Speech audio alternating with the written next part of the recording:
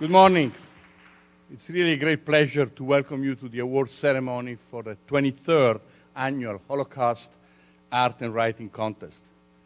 We are really thrilled to have this event back on our Chapman University campus while we continue to live stream the event for those locally who can't participate and be with us, as well as to our national and international participants. 2 years ago, at the very day in which the ceremony was scheduled, we had to close Chapman University. It was a huge disappointment to us, and I'm sure to all of you. Last year, the COVID restriction also made it impossible for us to hold the ceremony in person. And so today, being here together, it really is very special. I know it was a challenge to meet our COVID requirements, and I really appreciate the effort that all of you have made to do so. And as you notice, we are a smaller group than past years, so we are not completely back to normal, but today really is a big step towards that, and I'm really, really elated to be here. This year's contest theme, Turning Memory to Strength, Courage, Resilience, and Hope, speaks to both the Holocaust and the events that we have experienced together over the last several months. These events have required us to make adjustments in our daily lives and in many cases to cope with an unexpected loss of friends and family. And your creativity in prose, in poetry, in art, and in film testifies to the meaning you have made for yourself during this difficult time by engaging with the testimonies of those who witnessed and survived the Holocaust. This event and the annual contest speak to Chapman's commitment to our community, our local community, the national community, and the international one.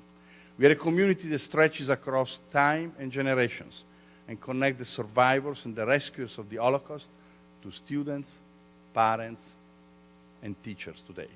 So welcome back to Chapman University.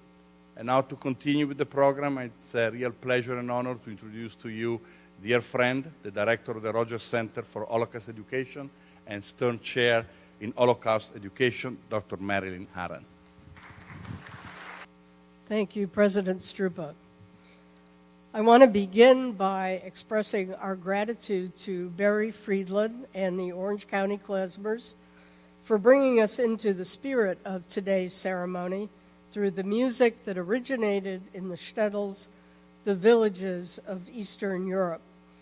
Barry reminded me just a couple of minutes ago that this is actually the 19th year that they have been part of the ceremony.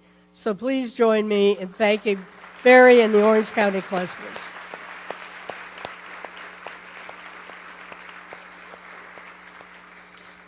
And you will have a chance to enjoy more of the Klezmers' music in the piazza, along with hot dogs and ice cream and other great things after the award ceremony.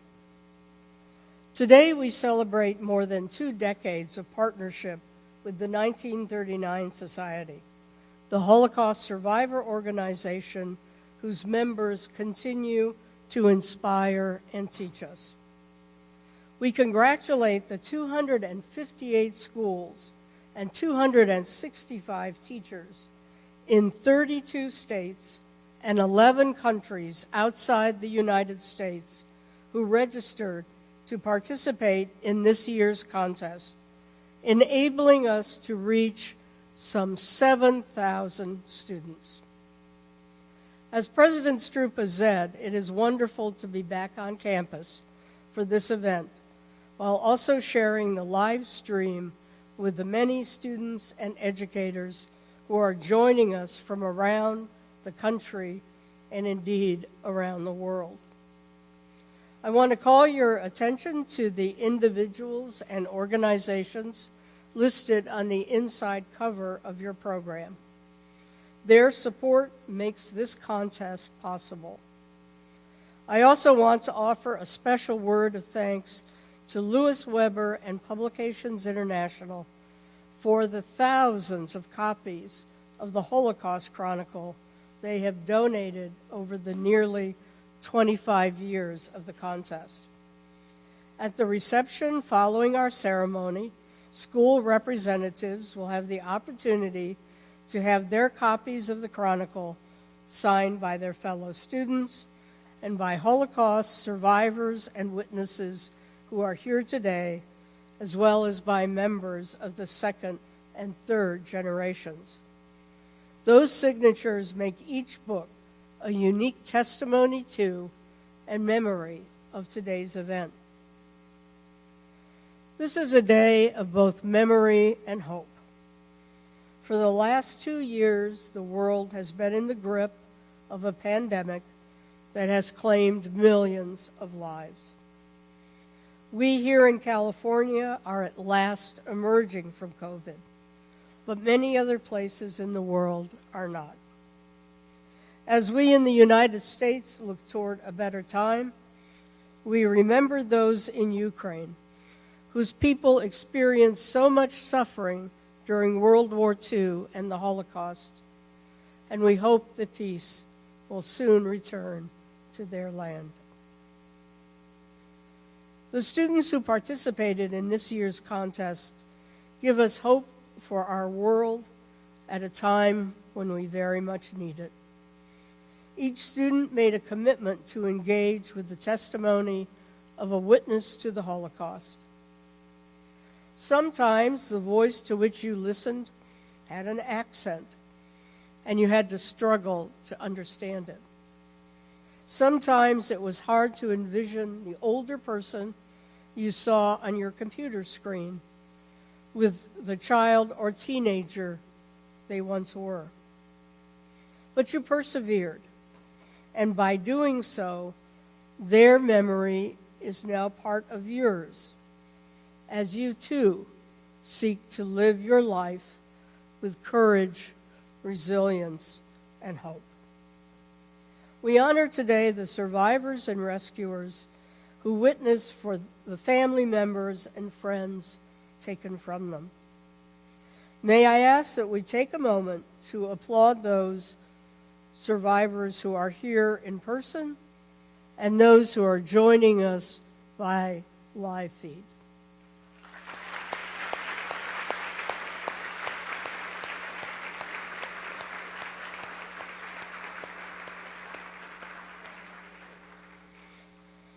We celebrate you, the middle and high school students who have engaged with their testimony. And we commend you, the dedicated educators who have guided your students to engage with this difficult history. Thank you all. We would now like to share a brief video greeting from William Elperin, President of the 1939 Society, our partner in this contest since its beginning. My name is William Elperin, and I'm president of the 1939 Society. I'm sorry that I can't be with you in person. I'm sorry that many survivors can no longer be with us, as so many have passed away. You are a unique generation. Not only have you lived during the development of the internet, the cell phone, the iPad, and Facebook, you will be the last generation to actually meet and talk with a Holocaust survivor. Your children will not have the same opportunity when they are in middle or high school. So while this is incredibly good fortune, it also carries an awesome responsibility. In Judaism, we believe in the concept of ledor vador, from generation to generation. It is not merely the passing of a torch. It is a joint interactive effort by the older and younger generations to improve and gain understanding. Ask your parents and they will tell you. Ask your elders and they will speak to you. While the older generation is responsible for sharing, teaching, and making room for new ideas, the younger generation, you, must respect the older ways, approach members of the previous generations, actively work to understand the past and to remember it. The older generation shares blessings, teaches, guides, answers questions, is flexible and open to change. The younger generation asks questions, actively understands answers, acts responsibly, remembers, honors, and seeks to improve. Remember these guiding principles now that you have watched an interview with survivors. These insights will benefit you. Learn from them, honor them, remember them, give them voice. You must also apply these concepts to other areas of your life. Be responsible, be good, be charitable, participate in acts of loving kindness, justice, and righteousness. Honor your elders, remember the past, repair the world. Each of you is responsible to change, improve, and fix the world around you. Equally as important, later in life, you must share these principles, experiences, and memories with your children, grandchildren, and yes, even your great-grandchildren. Pass it forward, the door va door, from generation to generation. Until just a few days ago, our speaker, Esther Safran Foer, was planning to be here in person. But the events that are occurring now in Ukraine changed that. Mrs. Foer is focused right now on helping those in desperate need in that country. Her parents were Ukrainian Jewish survivors of the Holocaust, and Esther's father survived in part because of a courageous Ukrainian Christian who risked his life to help him. Mrs. Foer was born in Poland shortly after the end of the war. She has written about her parents' lives and her own in a powerful and eloquent memoir, which I encourage you to read. It is entitled, I Want You to Know We're Still Here, a post-Holocaust memoir. One reviewer wrote this about her book, quote, Esther Safran Foer is a force of nature and an eloquent defender of the proposition that memory matters. And now she is a riveting memorist. She has written an honest, painful, and ultimately uplifting story of life after tragedy, unquote. It is a story that relates very directly to our contest theme, and sadly, very sadly, to events occurring now. We are honored that Esther Safran Foer has taken the time to record this message for us today. Ukraine, where my family lived for generations and where many of them were murdered, is in its fight for its life today. These past weeks, I've been glued to the TV, watching history's sad drama play out in real time. For me, this is personal. My mother and father were born there. So were my grandparents and my great-grandparents. It's where I went in 2009 to seek out the missing pieces of my family's story. It's where I learned more details of their lives.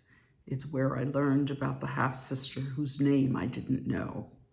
It's where I had the opportunity to come to terms with the tragedy and to also understand the strength of the human struggle for survival. There's considerable research on how the trauma of Holocaust survivors impacts future generations, and I'm sure much of that is true. We know our parents struggled, and it haunts us. But I've also learned, particularly from the remarkable example of my mother, what it means not only to be a survivor, but to find value in a life of resilience. About 6 million Jews were murdered in the Holocaust, a number almost impossible to absorb. But it's the personal stories, knowing what happened to actual warm-blooded individuals, that makes history real. It's why I ultimately decided to write a book about my family's story.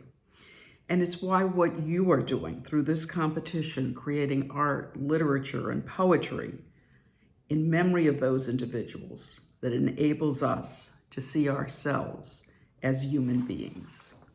It was on my own trip to Ukraine that I finally came to face with the tragedy and also the strength of my family history.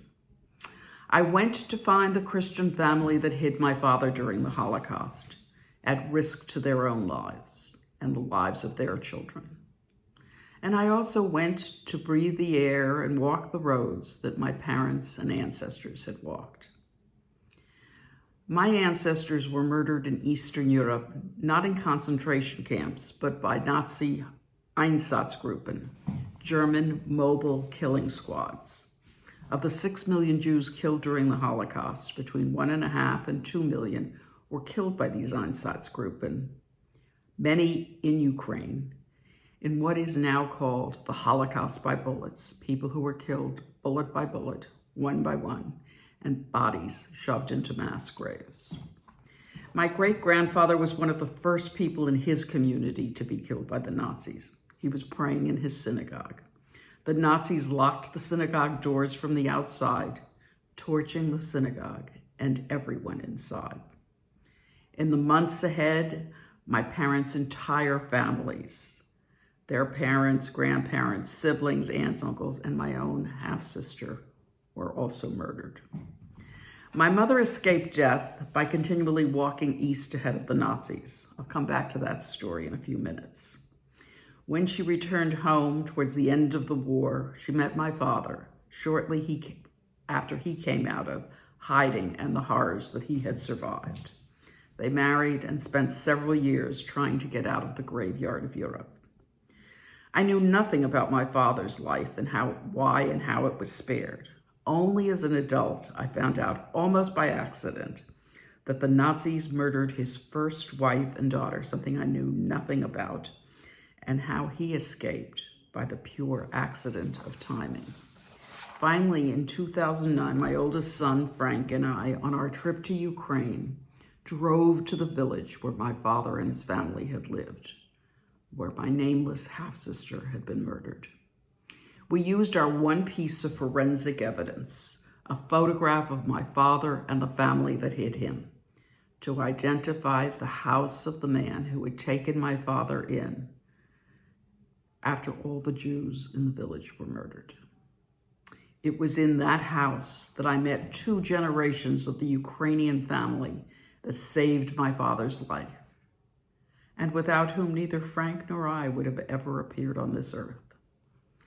After some sharing of stories, an old woman named Anna emerged from a house nearby. Her head was wrapped in a scarf. She was virtually toothless, and she walked with a knotty cane. She went close to Frank, and she ran her fingers over his eyebrows and remarked that they were just like his grandfather's. And then she pointed to the field across the road and told me that my father had played ball with his daughter right there. My sister had long, dark hair, she said. It's the first time I'd heard anybody talk about my sister, much less what she looked like. Then Anna gave me the piece of information I thought I would never have. She looked straight at me and said, "Your sister's name was Asya." Asya is buried in a mass grave in a village in Ukraine. I'll never know my sister, but her memory now lives on. I put her name into the Yad Vashem database of Holocaust victims. I say Kaddish, a prayer for the dead, for her every year. And today I have a beautiful 4-year-old granddaughter who will proudly tell you that her name is B. Asya Foer. Asya's memory lives on in another human being. History, which we thought was dead and buried in these unmarked graves, many in Ukraine, suddenly reached out and wrapped its arms around me. And it is wrapping its arms around me now as I watch another invasion of Ukraine and the recent bombing of Babi Yar, the site of one of the largest mass killings where over 30,000 Jews were murdered in just 2 days. But I want to tell you another family story, a story that's become the foundational tale of my family's existence.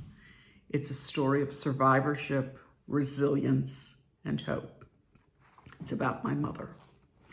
As a teenager, my mother Ethel watched the Nazis approaching her town. Without forethought, she made the decision to flee. She ran back to her house, grabbed a pair of scissors, a change of clothes, and on this warm June day, a winter coat. She never said goodbye to her mother. She just ran. A recurring question from her children and grandchildren is, why did you leave? And what made you decide to take, of all things, a winter coat and scissors? Her answer was always the same: luck and intuition. And indeed it was, but it was more. It was strength and courage. Her younger sister Pesha ran after her and handed her her own shoes in case my mother needed an extra pair. Pesha told Ethel she was lucky to be leaving. And then soon after, 16-year-old Pesha was murdered, as were the other members of my mother's family. In the 3 years that my mother spent fleeing her home, mostly walking through Poland and Russia, all the way to Asia, to Uzbekistan, occasionally getting a ride. And then she made her way back again, hoping to find someone in her family alive. Her body could barely sustain the 2,600-mile trip. That's about the distance of New York to California.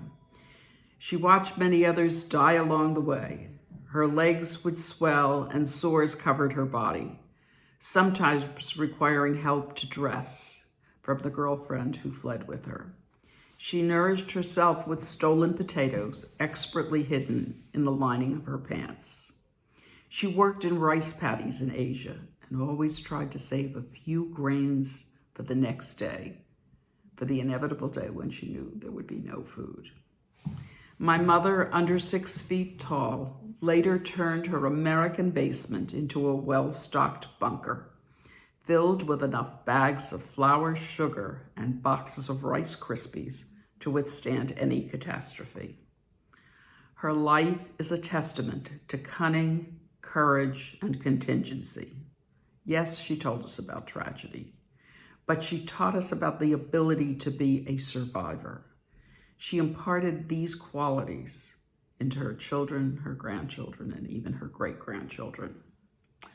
Her drive to survive the Holocaust was an expression of her instinct to survive, even after more tragedy, after the war with my father's death by suicide shortly after we came to the U.S. Her presence was always full of life, filling used coffee tins with her famous sugar cookies for each of her grandchildren and all of the neighbors, collecting quarters, putting them in rolls to send to her grandchildren in college for their anticipated laundry. She was a Holocaust survivor, but she taught me to understand that if something isn't a matter of life or death, you can figure out how to deal with it. Even at the end of her life, at almost 99, when her body withered, she was still a grateful survivor. She thanked us for every sip of water and every stroke of her hair. The only regret I ever heard was that she never said goodbye to her mother. And it's her story, perhaps, that caused me to name the book that I ultimately wrote, I Want You to Know We're Still Here. As a postscript, I want to tell you that during the past weeks, I've had an ongoing email, Facebook, WhatsApp conversation with the great-granddaughter of the Ukrainian man who saved my father. For several nights, she was emailing from a subway shelter in Kyiv, and she's now frightened in a village with her family. I'm telling her that if worse comes to worse, she can stay with my family. It's only appropriate. She, too, will need to be a resilient survivor. Thank you. Thank you for those applause. And because I know that Esther is watching our program on live feed, I'd like to ask you to do it again, please. Thank you.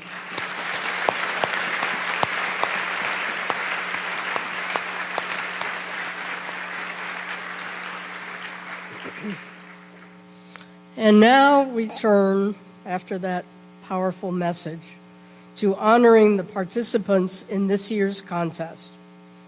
Sharon Grosfeld, president of Friends of the Forum in Poland, will begin by reading the names of the international schools and announcing a special new award. After that, the names of participating middle schools will be read by Dr. Stephanie Takaragawa, Associate Dean of Wilkinson College of Arts, Humanities, and Social Sciences at Chapman University, and a little later, participating high schools by Dr. Jennifer Keene, Dean of Wilkinson College. After the reading of each list of participating schools, we will announce finalists, second, and first prize winners. I want to note that our contest judging is done as what is called a blind read, which means that the judges do not know the name or school of the contributor. The names of our judges, who are a wonderful group, are included in your program. As the finalists in each category are announced, we'd like to ask those students and their teachers to stand and remain standing until all the finalists in that group have been acknowledged. Students and teachers in second and first place will come to the podium to accept their awards, and the first place recipients will share their work. So now, let's begin. Thank you, Dr. Harran. I'm Sharon Grosfeld, and I'm the president of Friends of the Forum. It's my privilege to recognize the achievement of students and teachers from participating international middle and high schools. In the interest of time, I will read only schools who are joining us virtually today. From Côte St. Luc, Canada, Jewish Peoples and Peretz Schools, Bialik. From Berlin, Germany, SESB, Hans Litten Schule. From Bonn, Germany, Karl von Oschetsky Gymnasium. From Kaiserslautern, Germany, Hohenstaufen Gymnasium. From Bhopal, India, Mount Carmel School. From Sangruer, India, General Gurnam Singh Public School. From Bielsko-Biala, Poland, Academic Bilingual High School, Oxford Secondary School. From Helm, Poland, Fourth High School General Education with Integration Branches, Dr. Jadwiga Modowskie. From Klebów, Poland, Primary School Number 1. From Kikul, Poland, Primary School Ignacego Antoniego Zibonskiego. From Naszelsk, Poland, 2 schools. High School General Education, Jarosława Iwaszkiewicz. Sorry about that. And the second school, John Paul II Primary School Number 2. From Sobków, Poland, Primary School John Paul II. From Warsaw, Poland, also 2 schools, Andrzej Fritsch Modziewski. Then the second school, number 45 Secondary School, Romualda Traguta. From Wielun, Poland, number 2 Secondary School, Janusza Korczaka. From Bucharest, Romania, St. Sava National College. From Johannesburg, South Africa, 2 schools, King David Linksfield School and Torah Academy. From London in the United Kingdom, Hasmonean High School for Boys. I am honored to announce that this year the Rogers Center initiates a new tradition with an annual award to an international school whose achievement in the contest merits special recognition. This award recognizes the commitment of the school and its educators to teaching their students about the Holocaust, as well as the outstanding achievement of a particular student. The award will be recognized with special certificates and a cash award to the school, teacher, and student. It is my great pleasure to announce that the inaugural Outstanding International School Award will go to number 17 secondary school with bilingual branches named for Andrzej Fritz Mojewski in Warsaw, Poland. And to the teacher,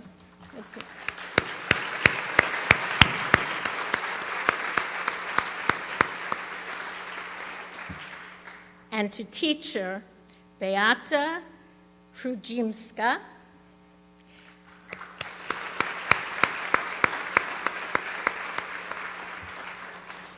and to the student Natalia Quish for her film Everything Changed. Congratulations.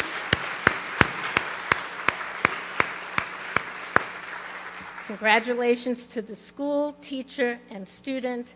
And now Natalia's statement, followed by a screening of the film. Thank you. Everything changed. Inspired by Vladka Mett's testimony, the life of the young girl was dramatically changed.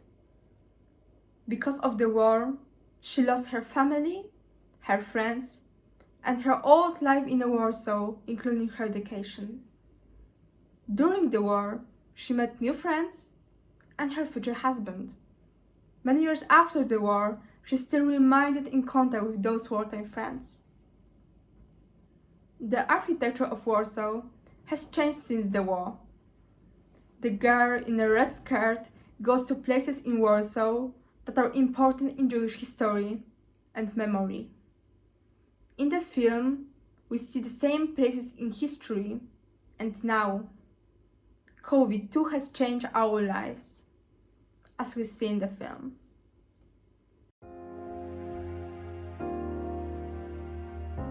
When the war started in 1939, things changed. Life changed for the wars.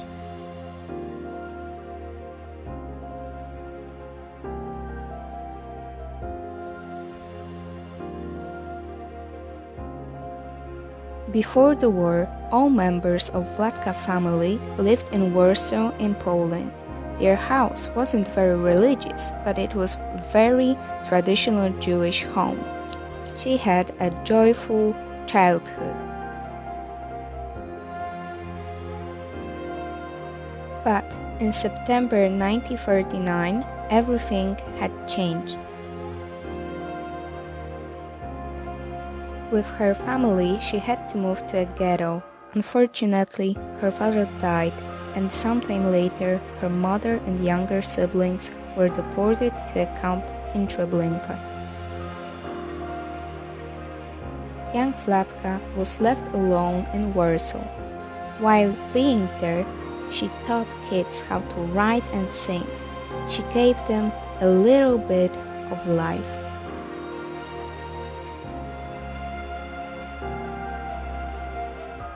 In past, her father got her interested in social democratic action.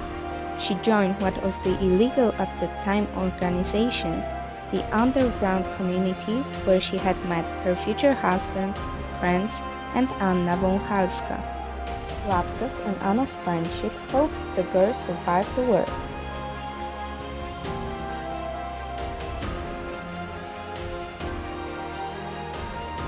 The war took away Vladka's family and close friends. She witnessed a lot of cruel things that were inappropriate for the human being.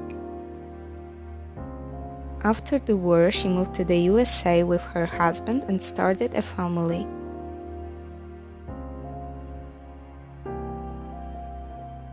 Her life had changed.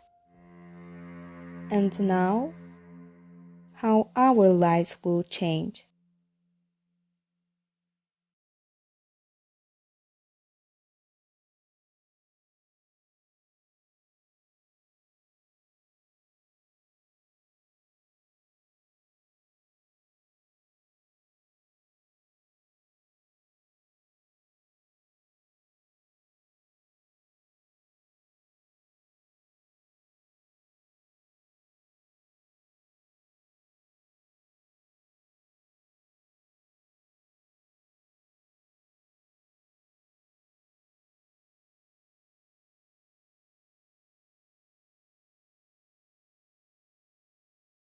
We recognize now the achievements of middle school students and educators from throughout California, as well as nationally and internationally.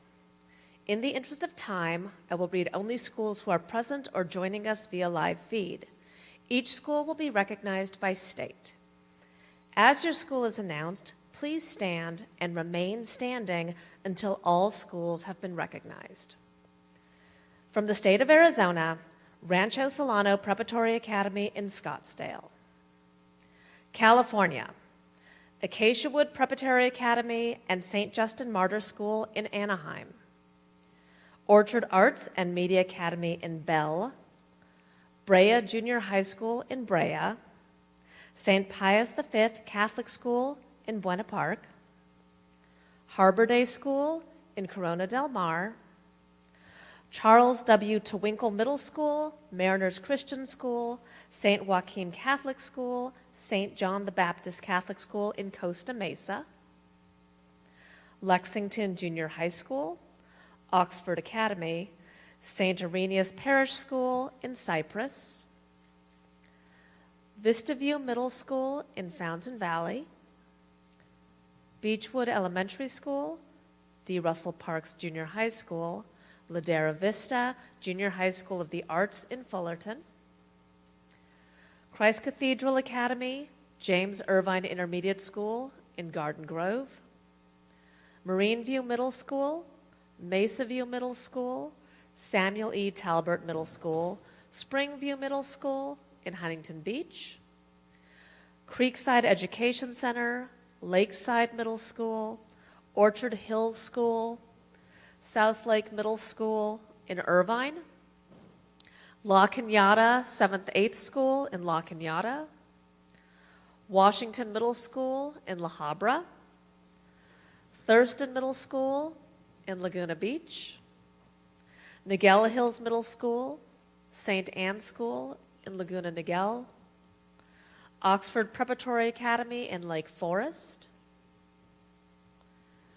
Herbert Hoover Middle School in Lakewood, Young Oak Kim Academy in Los Angeles, Holy Family Cathedral School, La Purísima Catholic School, Santiago Charter Middle School in Orange, Kramer Middle School, Parkview School, Tufree Middle School, Valadez Middle School, Academy in Placentia, St. John's Episcopal School, St. Junipero Serra Catholic School in Rancho Santa Margarita, Sage Oak Charter School in Redlands, Vista Heights Middle School in Riverside, Our Lady of Fatima in San Clemente, Scholarship Prep Santa Ana, St. Joseph's Catholic School in Santa Ana, the Gooden School in Sierra Madre, Spring Valley Academy in Spring Valley, St. Cecilia School in Tustin,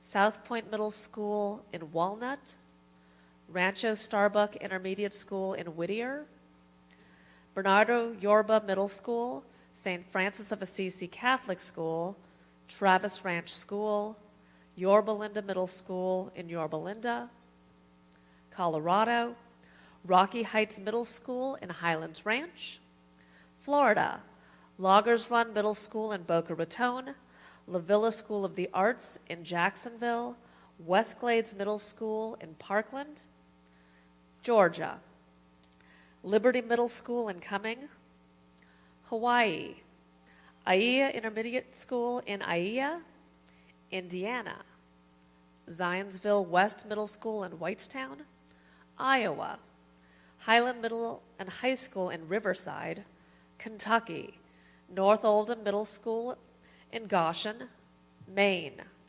Stearns Junior Senior High School in Millinocket, Massachusetts, Michael Driscoll School in Brookline, Our Lady of Assumption School in Linfield, St. Catherine of Siena School in Norwood, Immaculate Conception in Revere.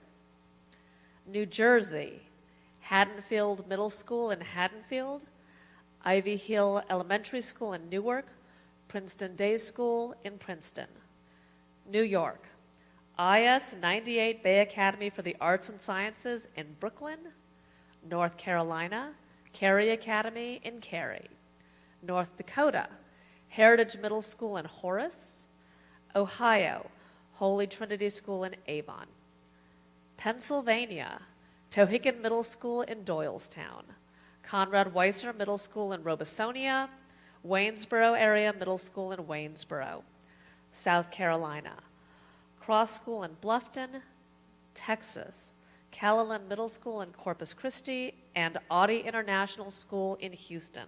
Please join me in congratulating these students and their teachers.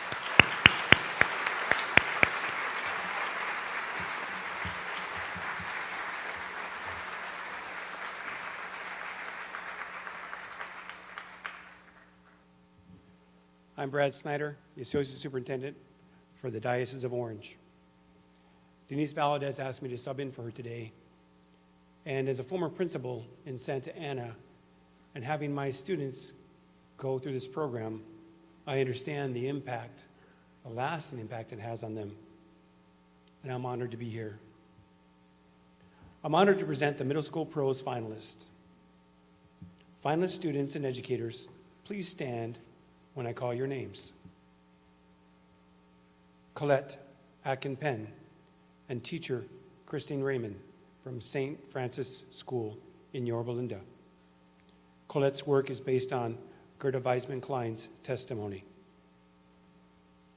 Charlie Ann Aston and teacher Denise Philippek from St. Joachim Catholic School in Costa Mesa.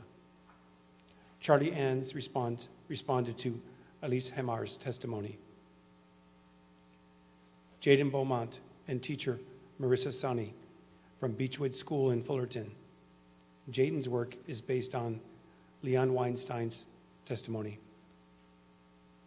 Logan Langrel and teacher Darcy Blake from Ladera Vista Junior High School in Fullerton. Logan responded to Angelina Belauer's testimony.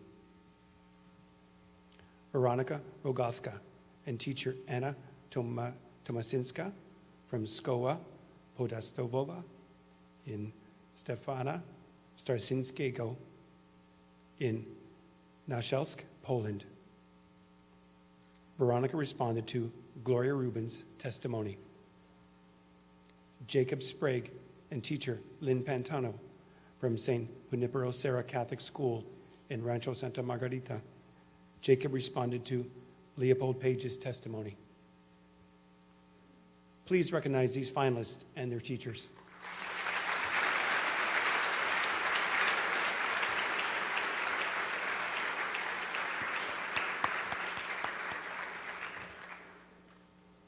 The second place work was written by Logan Langrel from Ladera Vista Junior High School. Logan and teacher Darcy Blake, please come to the podium.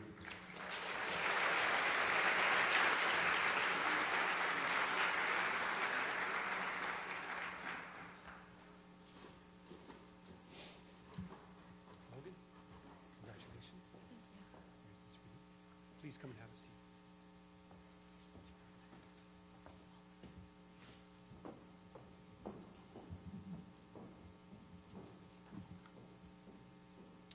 The first place work was written by Jacob Sprague from St. Junipero Serra Catholic School. Jacob and teacher Lynn Pantano, please join me at the podium.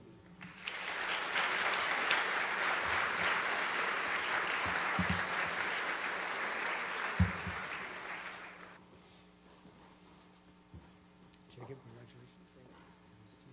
Lynn, pleasure to see you again. Jacob will now read Unwavering Essence, Unwavering Strength. Unwavering essence, unwavering strength. It was like being in a kettle. With the Russians advancing from the east and American, English, and French troops moving in from the west, the Nazis were feeling the heat. Officials ordered the elimination of all witnesses to their attempt at a final solution. So on May 7th, 1945, 50 SS officers entered the Brunlitz camp connected to Oskar Schindler's armaments factory, intending to kill the 1,300 Jews still living there. I, Leopold Pfefferberg, was one of those Jews. Inside the camp, pressure started to build. The SS officers didn't know that Schindler had warned us of their plans, the day before and helped us to devise a plan of our own. They were completely surprised when we attacked and disarmed them. Many of the other Jewish prisoners demanded that the SS officers be killed. Their fury was understandable. For years, the Nazis had treated us as disposable, as animals. They had stolen our lives. This was a chance for payback. But even when water is heated until it vaporizes, it is still water. The form is different, but the essence is the same. The other Jewish leaders and I refused to lower ourselves to the level of those who had persecuted us. We were not killers. We were human, and we behaved as human people. Not even the Holocaust could change that. So for 3 days, we held the SS officers in the camp and then turned them over to the Russians who liberated us. After the war, the memory of that decision gave me the strength to rebuild my life. Despite all I'd been through, that memory confirmed that I was still the man I'd always been. I was still the courageous army officer who had looked a Nazi soldier in the eye unflinching as he beat me. The resilient worker who had learned welding and metal polishing because those skills could keep me alive. The bicycle rider who delivered hope in the form of bread and advice to those in the ghetto. Once liberated, I worked with the UN Relief Fund, setting up schools for refugee children so that they could have a brighter future. I immigrated to America and didn't let challenges like a language barrier keep me from opening my business within 3 weeks. And I relentlessly told the story of Oskar Schindler to anyone who would listen until finally a book was published and the world learned what he had done. The realization that people can stay true to themselves continues to offer hope. Today, our biggest enemy is each other. Reports of hate, lies, and violence fill the news. A single community can be both victim and attacker. But to initiate change, it only takes one person to stand up for what they believe in dire situations. To remember the essence of who they are. To insist, we are human, and we behave as human people. That is courage. That is resilience. That is hope.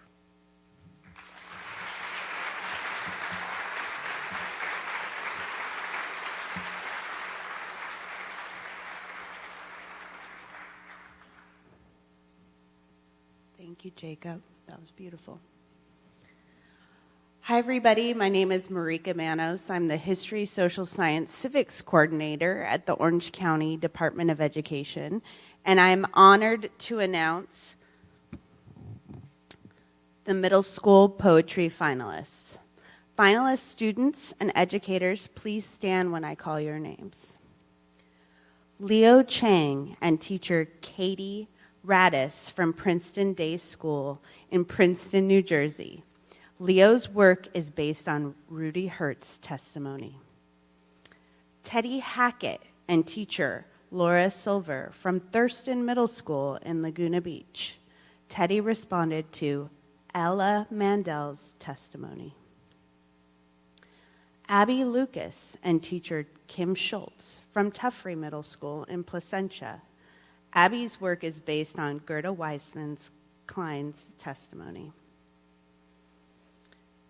Gwyneth Morrell and teacher Kimberly Halstead from D. Russell Parks Junior High School in Fullerton. Gwyneth responded to Elizabeth Mann's testimony. Dara Ake and teacher Emily Montez from Rancho Starbuck Intermediate School in Whittier. Dara responded to Ruth Fenton's testimony. Anjali Zalameda and teacher Jessica Kane from Herbert Hoover Middle School in Lakewood. Anjali responded to Renee Firestone's testimony. Let's recognize these finalists and their teachers.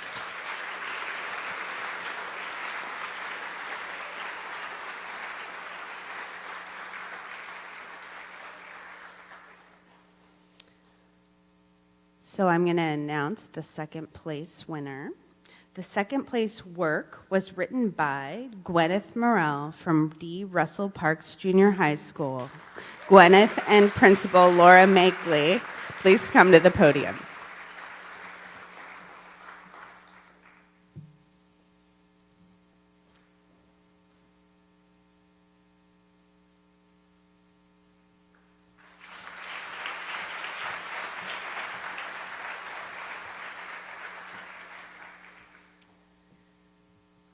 The first place work in this category was written by Leo Chang from Princeton Day School.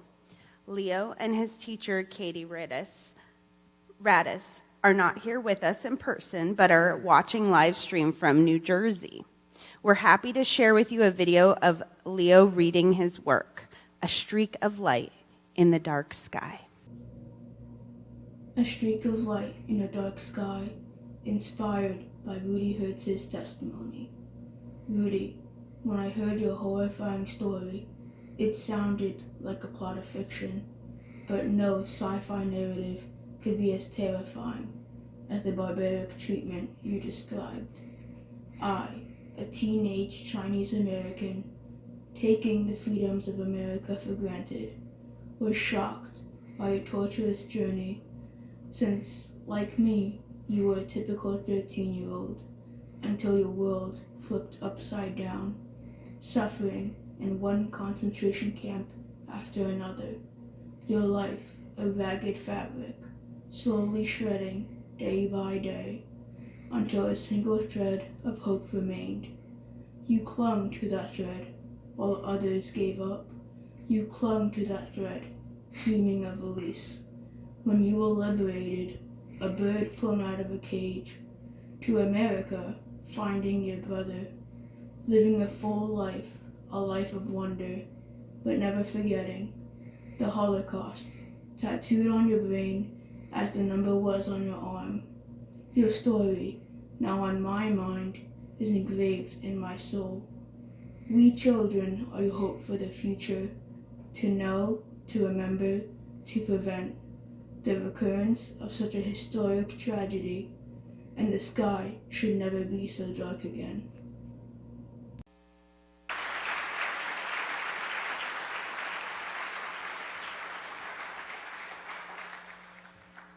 Thank you, Leo, on live stream for that. I'm Melissa Mott. I'm the project director for Echoes and Reflections, and I'm honored to present the middle school art finalists. Finalists and students and educators, if you'll please stand when I call your names. Kokonu Babu and teacher Nicole McGee from Oxford Preparatory Academy in Lake Forest. Kokonu's work is based on Renee Firestone's testimony. Bethany Chung and teacher Lee Ann Liepert from Orchard Hills School in Irvine. Bethany responded to Leo Diamondstein's testimony. Grace Kim and teacher Kimberly Halstead from D. Russell Parks Junior High School in Fullerton. Grace's work is based on Renee Firestone's testimony. Joanne Kim and teacher Tammy Thurston from Mariners Christian School in Costa Mesa. Joanne responded to Natan Gipsman's testimony. Chelsea Wang and teacher Suzanne Baldwin from South Lake Middle School in Irvine. Chelsea responded to Paula Lebovic's testimony. Please recognize these finalists and their teachers.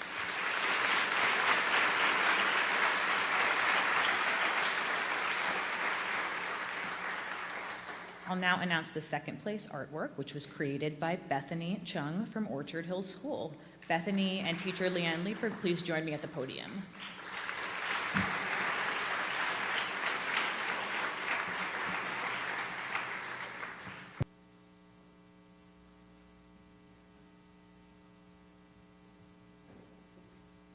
I will now announce the first place artwork, which was created by Kokonu Baba from Oxford Preparatory Academy.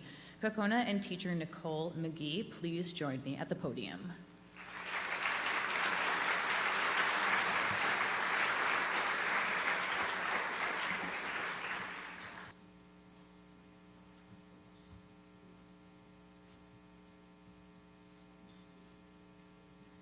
Kokona will now read the statement that accompanies her artwork, Tears Can Tell. Tears can tell. Horror, torture, fear. Renee Firestone faced it all, yet she still moved forward. Although she could have protected herself, she took care of her sister more than anything. Her brave, courageous story inspired me to draw. She mentioned a lot about her crying, and I knew every tear she dropped had a meaning to it. Her tears represent everything she went through and how she was able to look up and find courage and hope.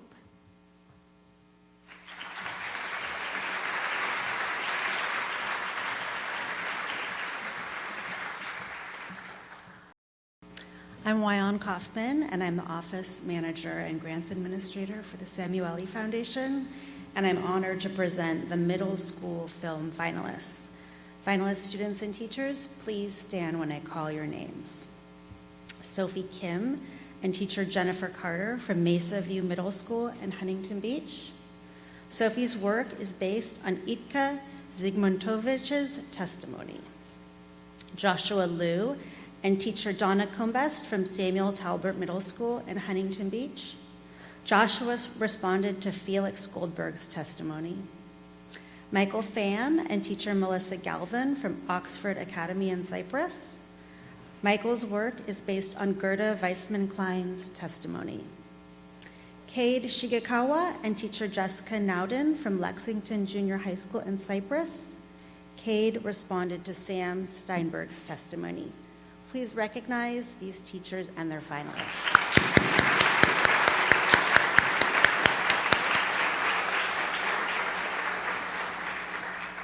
And the second place film was created by Michael Pham from Oxford Academy. Michael's teacher, Melissa Galvin, is watching the live stream with her class. Michael, will you please join me at the podium?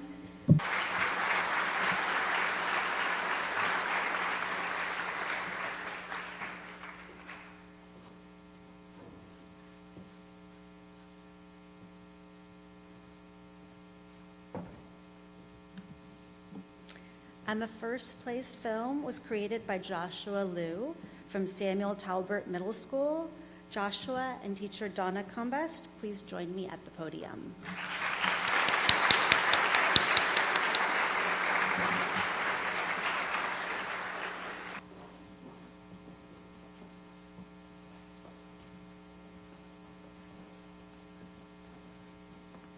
And Joshua will now read the statement that accompanies his film, Resilience and the Will to Live.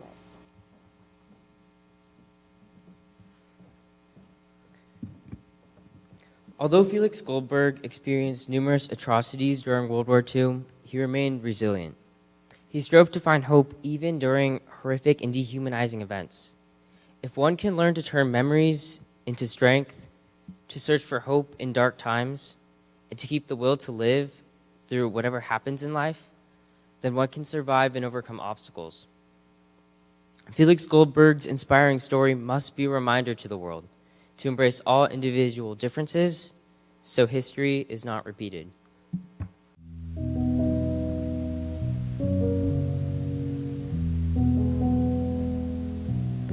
Throughout his life, Holocaust survivor Felix Goldberg displayed extreme resilience and the will to live. But first, what is resilience? Resilience is the capacity or capability to overcome or recover quickly from difficulties. This is how Felix Goldberg showed resilience. Goldberg was 21 years old when he enlisted in the Polish Army in 1939. He and his brothers fought against the Germans. Eventually, he was apprehended and imprisoned. For 7 months, he and many others were sent to do arduous farm work in the cold. Following their release and transfer to a different camp, Goldberg and his older brother faced a new set of challenges. Goldberg became very ill and he was rendered temporarily paralyzed. He struggled with his feelings of isolation and a lack of basic human needs on a regular basis. Despite those obstacles, his will to live and his desire to return to his family helped him prevail. Over the next 2 years, he was sent to many different camps. They forced him to wear the Gold Star of David, which identified him as Jewish. The Nazis brutally beat him. At the camps, food was scarce, and disease spread easily and wiped out many of the Holocaust victims. Typhoid was one of the common diseases spread through the camps. Goldberg was a victim of typhoid. Luckily, he survived. Then Felix met Bluma. Bluma gave Goldberg a new sense of hope.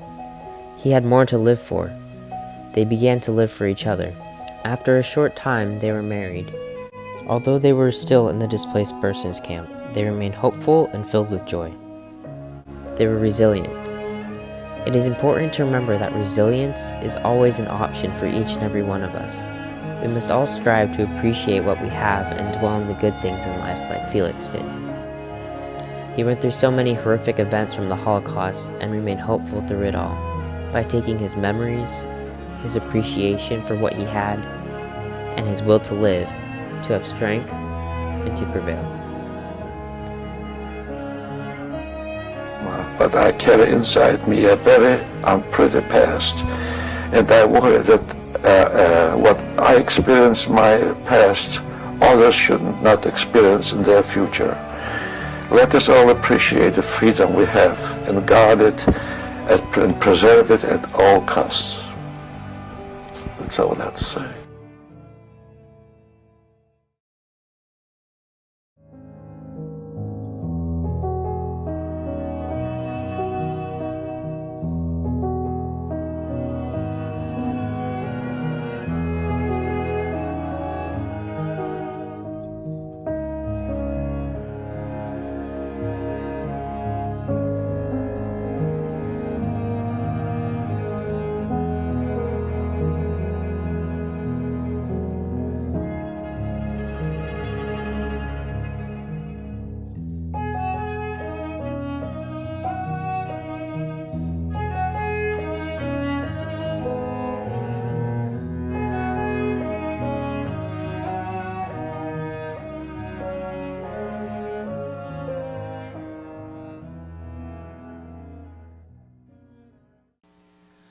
Good morning. I'm Jennifer Keene, the Dean of Wilkinson College of Arts, Humanities, and Social Sciences.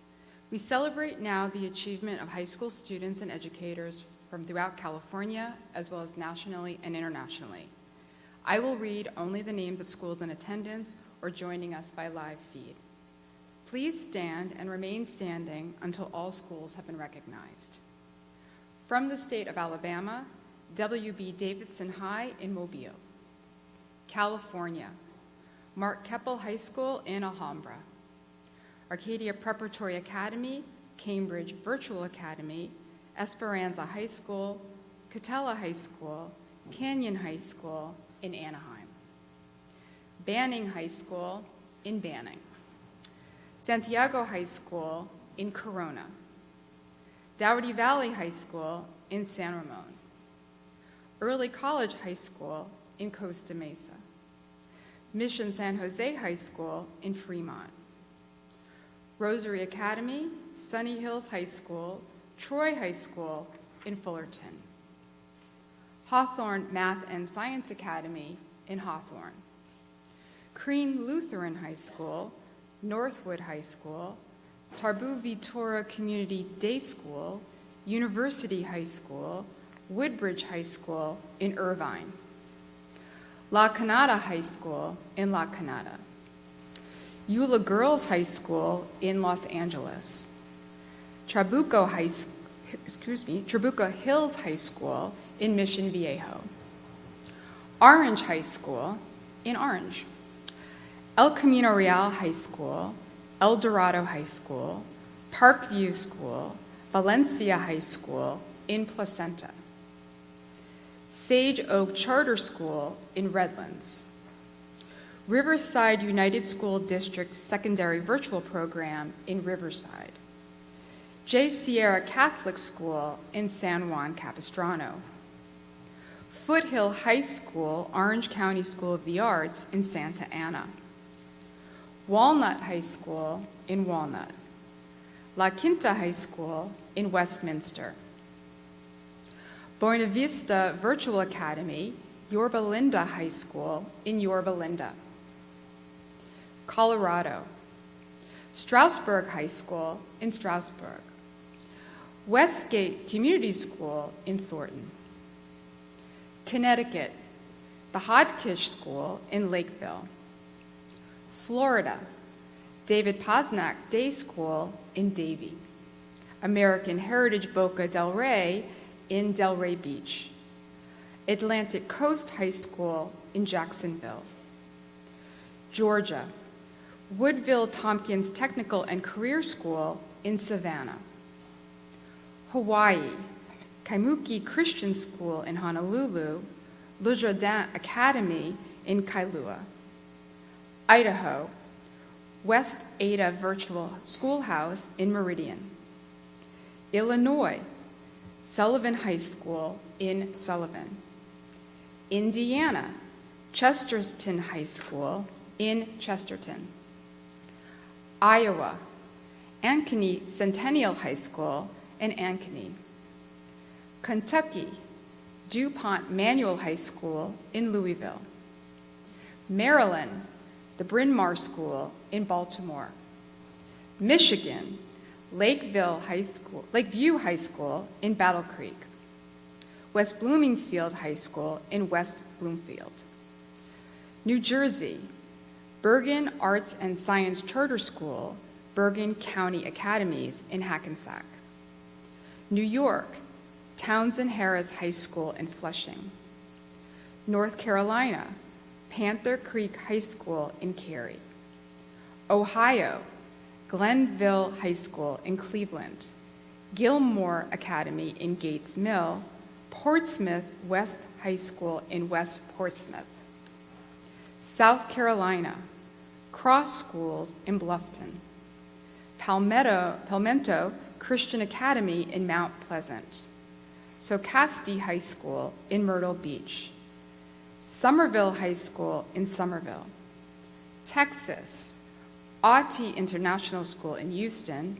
Seven Lakes High School in Katy. Virginia, Blacksburg High School in Blacksburg. Please clap and recognize all the schools.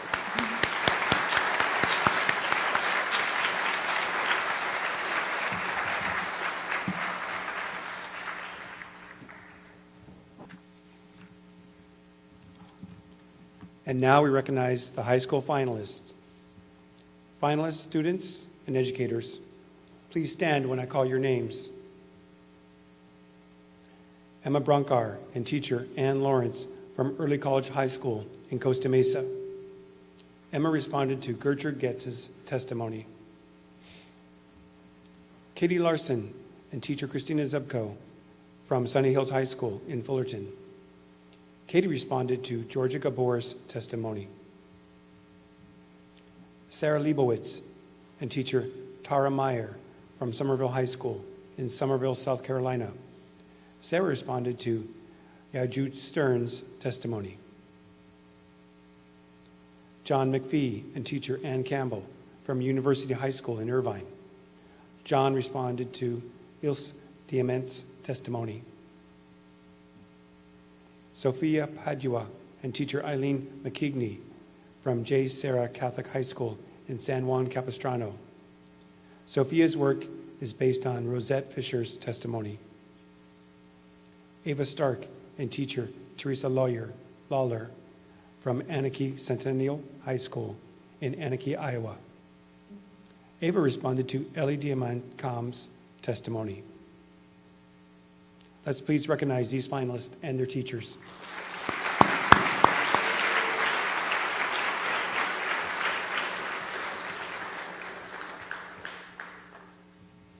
The second place work was written by Sarah Leibowitz from Somerville High School.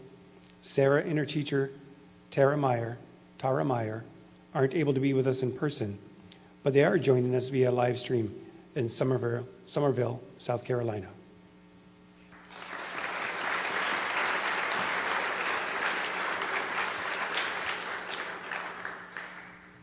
The first place work was created by Katie Larson from Sunny Hills High School. Katie and teacher Christina Zubko, please join me at the podium.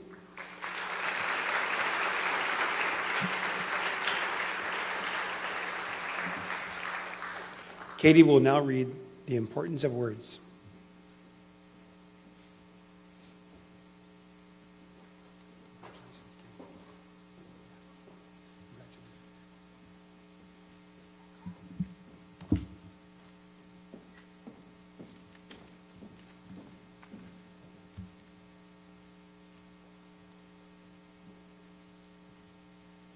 The Importance of Words. Survivor Testimony, Georgia Gabor. Words. Something we do not appreciate often, yet where would our society be without them? Lawyers are notorious for being able to craft words in a way to justify the unjustifiable. My father was a lawyer. We were separated early in the war, but if he could have spoken to me, even he would not have been able to delineate why I was left to my own devices as a 14-year-old child, forced to silently watch my people be murdered. There is an infinite number of combinations of words, and not one can justify the Holocaust. We never imagined anything could happen to us. It seemed unreal.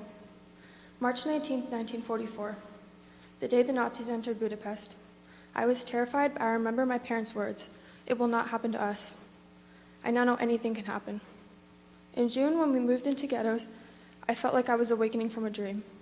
In October, while everyone rejoiced that the war was over, I was not convinced, now fully awake from my dream. The horrors had yet to begin. Once my parents were captured, I started to be a grown-up. I decided I had to escape to survive. I turned to a Hungarian soldier for help, but I was caught. A Gestapo man holding a gun to my ribs then forced me into a building to watch 100 men and women being ripped more brutally than cattle. Looking out into another section of the cellar, I saw 3 bodies nailed to the wall by their ankles, bleeding out. The Nazis began to herd the half-dead Jews into a narrow tunnel in the wall, and I made a split-second decision to join them. I will never forget the screams when the Nazis closed the opening. Several succumbed to their exhaustion, and the screams were replaced with the scuttling and squeaking of mice that came to feast. We were released after a day and a half. Time passed. Amongst the rubble of millions of tortured dead bodies, words are all that remained, yet many survivors stayed silent. Finding words to describe the indescribable takes time and courage. At the Nuremberg trials, even lawyers, the most skilled crafters of sentences, struggled to find words. But Georgia Gabor found her words and spoke them to me in her interview. Elie Wiesel found his words too, and I read them in his memoir. Art Spiegelman found words for his graphic novels and utilized cats and mice as symbols to make the Holocaust more tangible to his child. I learned recently that Spiegelman's books, as well as others, were removed from schools for their unsettling content. It takes courage to share these words, so we must be grown up and sit with the discomfort they evoke rather than silence them. Without these words, books, and stories, we leave ourselves blind and unarmed to fight for a better future. I choose to set the unsettling truth of words free, not to bury or burn them.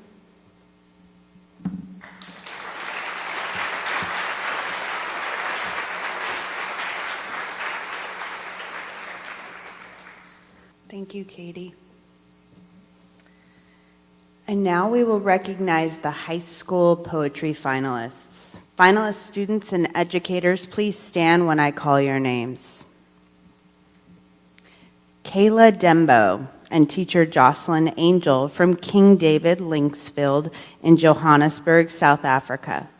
Kayla responded to Celine Brooks' testimony. Zachary Elliott and Mariah Ginn from Portsmouth West High School in Portsmouth, Ohio. Zachary responded to Angelina Bellauer's testimony. Mai Lee Fowler and teacher Joanna Fong from Kimuki Christian High School in Honolulu, Hawaii. Mai Lee responded to Selena Benant's testimony. Jasmine Kwan and teacher Janice Lukey from Mark Keppel High School in Alhambra. Jasmine responded to Bluma Goldberg's testimony. Sky Mason and teacher Tanis Deloya from Canyon High School in Anaheim. Sky's work based on Gerda Weisman Klein's testimony. Jacob Reinstein and teacher Margaret Lincoln from Lakeview High School in Battle Creek, Michigan. Jacob responded to Vladka Mead's testimony. Please recognize these finalists and their teachers.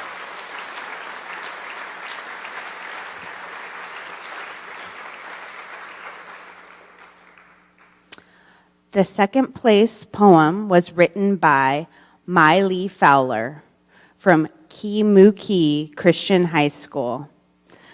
Mai Lee and her teacher, Joanna Fong, are not with us in person. They're watching via live stream from Hawaii. Let's give them a round of applause.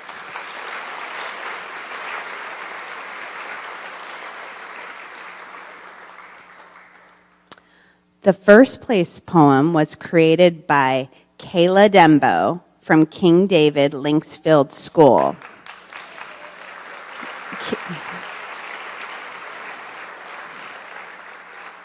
Kayla and her teacher Jocelyn Angel aren't here with us, but are watching the live stream from Johannesburg, South Africa, We're happy to share with you a video of Kayla reading her work, Candle of Hope.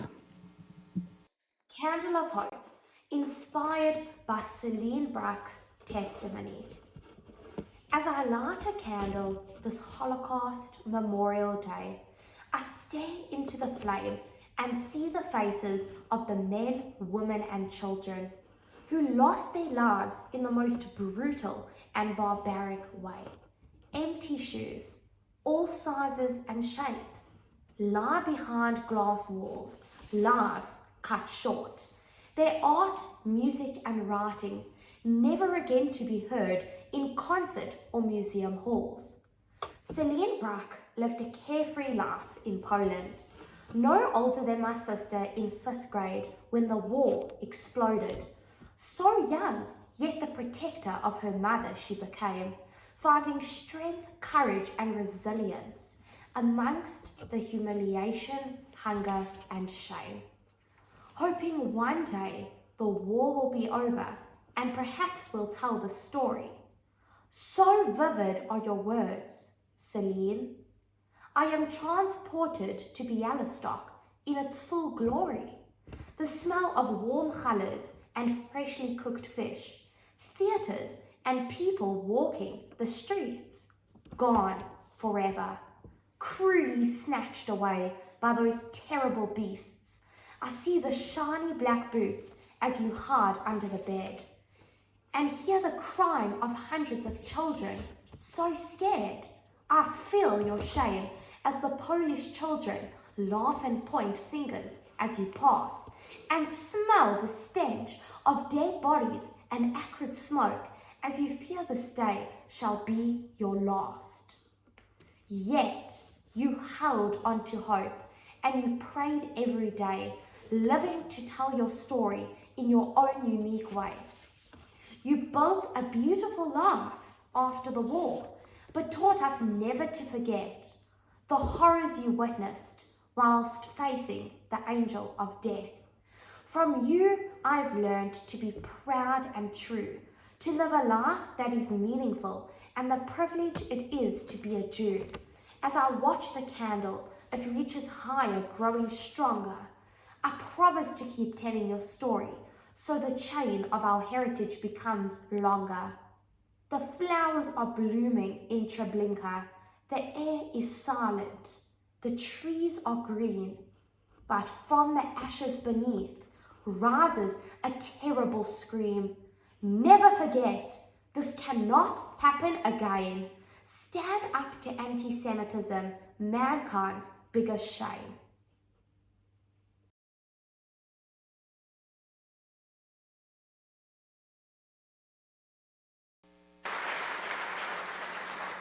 Thank you very much, Kayla.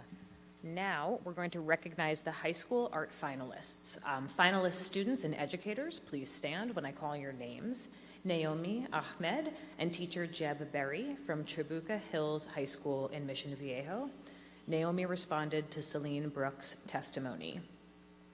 Katie Fang and teacher Jill Christensen from Rosary Academy in Fullerton. Katie responded to Renee Firestone's testimony. Shai V. Golian and teacher Nathan Seidenberg from the Hotchkiss School in Lakeville, Connecticut. Shai V. responded to Richard Bilauer's testimony. Min Young Lee and teacher Sherry La from Crean Lutheran High School in Irvine. Min Young responded to Felicia Haberfeld's testimony. Dimitro Paritiaco and teacher Adriana Kunka from the High School for General Education, Romualda Traguta in Warsaw, Poland. Dimitro's work is based on Luba Goldberg's testimony. Alexa Yam and teacher Jeb Berry from Tribuca Hills High School in Mission Viejo. Naomi responded to Bertha Haberfield's testimony. Please recognize these finalists and their teachers.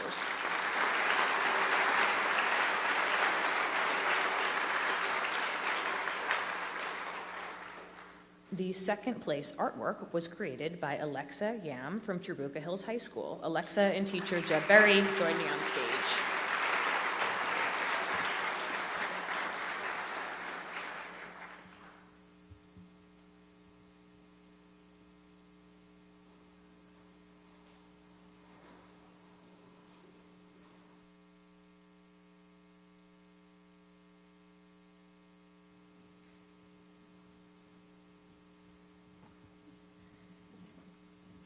The first place artwork was created by Min Young Lee from Korean Lutheran High School. Min Young and teacher Sherry La, please join me at the podium.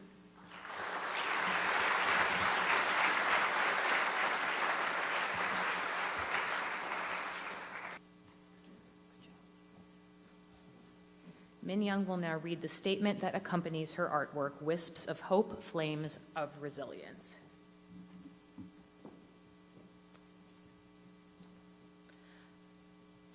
My work centers around Felicia Haberfield's post-war legacy, the co-founding of the 1939 Society, formerly the 1939 Club.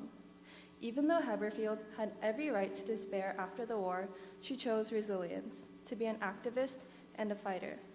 She used her tragedy to guarantee a brighter future for the world. Her resolve is reflected in the 1939 Society logo. The 6 flames represent the 6 million lives lost. However, these flames are blue, a significant color for Judaism and also the color of hope. Haberfield believed these lives were not lost in vain, and her striking resilience blazes up in fiery wisps.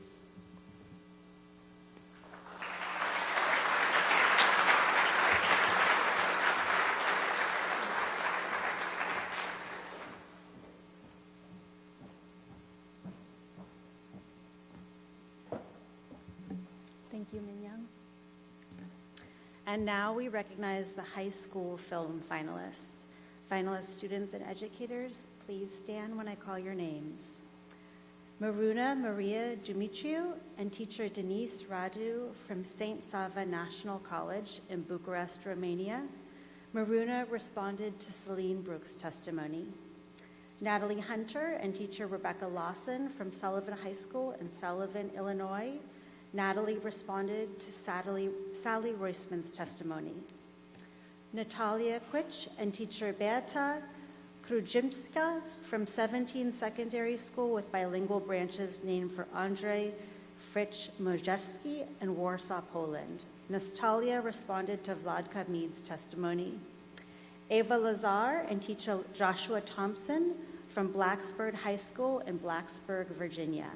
Ava responded to Yaja Stern's testimony. Carmen Thomas and teacher Rebecca Euling from Chesterton High School in Chesterton, Indiana. Carmen's work is based on Joe Engel's testimony. Joseph White and teacher Michael Applebaum from American Heritage High School in Delray Beach, Florida. Joseph responded to Pincus Colander's testimony. Please recognize these finalists and their teachers.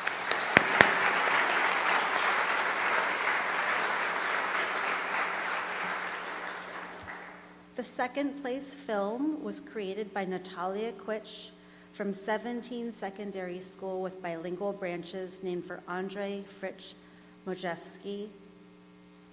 Natalia and her teacher, Beata Krujimska, aren't with us in person, but are watching the live stream from Warsaw, Poland.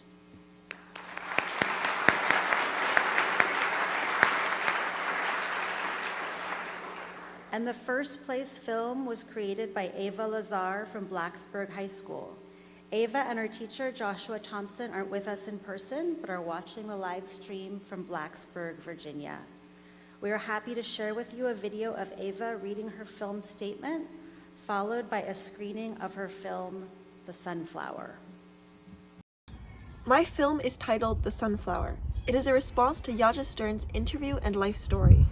I included parts of her interview to make sure her voice was heard, and I created art to illustrate her story. All of the art is my own. The music is Kai Engel's Silence, which is on Creative Commons. I also included a public domain photograph from the Auschwitz-Birkenau State Museum. The interview of Yaja was from South Carolina Council on the Holocaust Archives. Every spring, I plant sunflowers. I started my tradition because I love the color yellow. But now, these flowers mean so much more to me.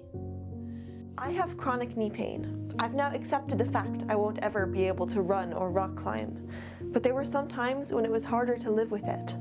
In the summer of 2020, I had my most invasive surgery. I was isolated from my friends because of COVID, and forbidden from exercising to enjoy the beautiful nature outside. Every day, though, I would read on my front porch under the shade of my massive sunflowers. The sunflowers were a sign of hope, a sign of resilience. I was determined to get past my pain and be as strong as my sunflowers. Yaja Stern, at 13 years old, found hope in a sunflower beyond the fence of Auschwitz. The year before, a Nazi discovered the attic that Yaja and her Jewish family were hiding in. Although there were 7 people there, her father told the Nazi that there were only 6. And my mother turns to me, puts a finger on her lips, and she said, Yaja, darling, I will have to leave you. You will have to crawl into the trunk. I said, Mother, I'm not staying here by myself. She took me in her arms, and she said, listen, Yaja, you're the oldest. I'm not taking you with me, but you will survive. Soon after, though, young Yaja was captured and had to live through the horrors of Auschwitz. One day in the spring, Yaja noticed a little sunflower just outside the wire fence. And I almost got it by the root when this Nazi started shouting at me. Started shooting from all directions. I got a hold of the flower and started running. Can you imagine what would have hurt him if I would just leisurely got to the fence and got my flower? What did he think I'm going to do with the flower? So you can see many times, if I wouldn't have that courage, if I would have given up, I wouldn't be here to tell you the story. But what kept me is my mother's words. In the lowest moments, I keep hearing her saying, you will survive. You must survive. As long as you can breathe and you can walk, you're going to survive. Yaja survived and arrived in America after liberation. Her experiences in the Holocaust have deepened her empathy towards anyone who's suffering. And in her life afterwards, she spoke up for minorities and believed in justice and brotherhood for all people. Sunflowers are special because they always turn their faces towards the sun. Yaja did that, and she inspires me to do the same. Good afternoon, everyone. My name is Norma Bouchard. I am the provost of Chapman University. This is the first time I've experienced this event, and I can see why it has become such a valued part of our Chapman University tradition.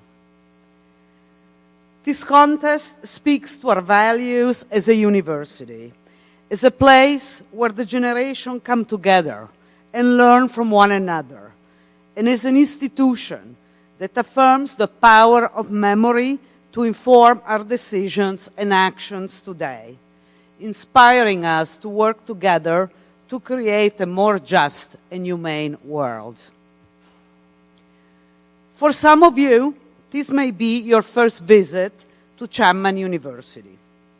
I hope you will return often, and that when you are ready to apply to a university, you will remember that Chapman is a place where you can discover boldly, where your professors will be mentors who will guide you and will support you in realizing your dreams, and where your creativity and imagination will soar. I congratulate all the participating students and educators and commend you for your creativity and your commitment to learning and furthering Holocaust memory. And now to Dr. Harran for some closing words. Thank you.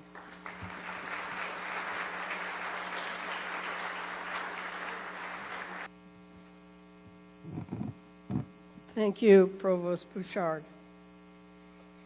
As we gather here today on a glorious sunny day on our beautiful campus, our minds and hearts turn to the people of Ukraine, those who are living in basements and bunkers, fearing for their lives, and the more than 2.5 million people who are now refugees, who have lost their homes and the lives they had only 3 weeks ago.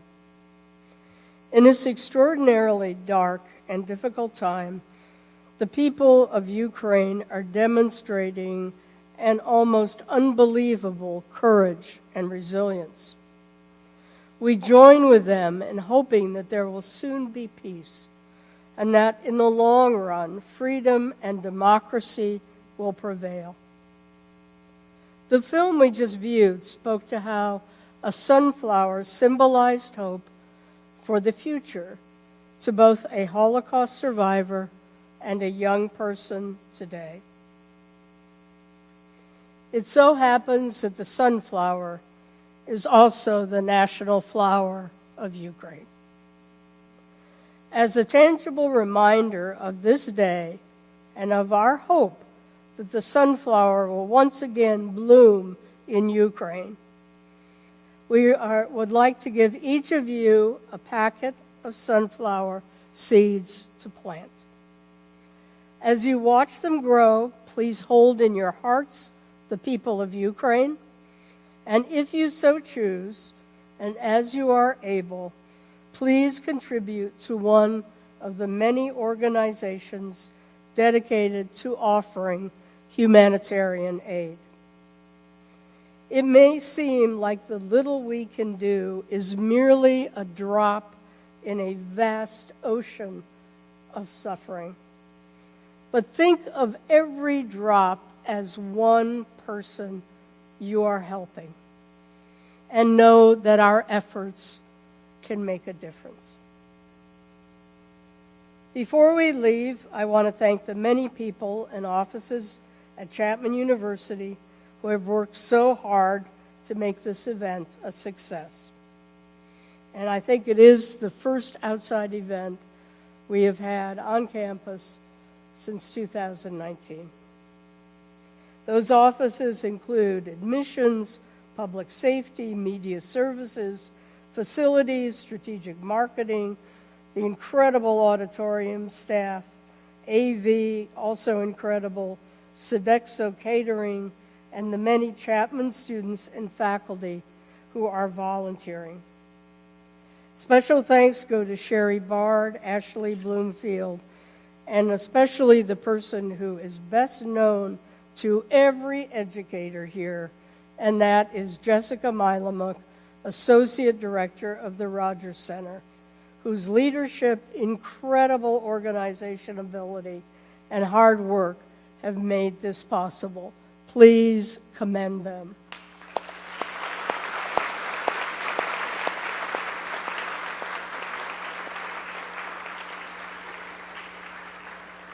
And once again, congratulations to all the participants in this year's contest. We look forward to seeing you next year for the 24th Annual Holocaust Art and Writing Contest Award Ceremony on Friday, March 10th, 2023. Thank you all for attending. See you next year.